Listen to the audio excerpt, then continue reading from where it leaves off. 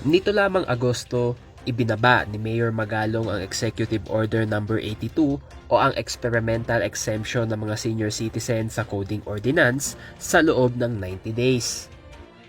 Ngunit sa kalagitnaan ng implementasyon, napansin ng lokal na pamahalaan ang pagsikip ng daloy ng trapiko. Kaya naman agad ipinatupad ni Mayor Magalong ang time adjustment ng coding exemption.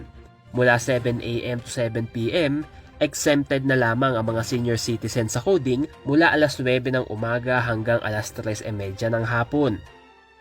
At nitong November 22, natapos na nga ang experimental coding exemption ng mga senior citizen.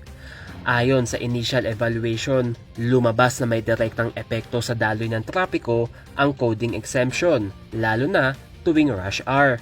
Earlier than that, hindi talaga siya feasible dahil because of the congestion. Ganon din yun after 3 o'clock.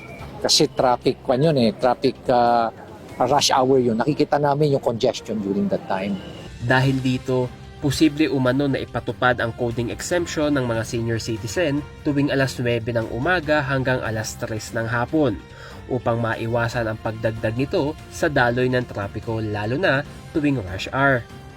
But looking at all the data na nakita namin, probably we will be implementing yung modified na scheme na starting from 9 o'clock to 3 o'clock. Yun lang ang window na i-allow natin. Matatandaan na ipinatupad ni Mayor Magalong ang experimental coding exemption ng mga senior citizen upang mas mapag-aralan ang epekto nito sa galaw ng trapiko sa lungsod ng Baguio. Conan Gulapa para sa PIO, Baguio Balita.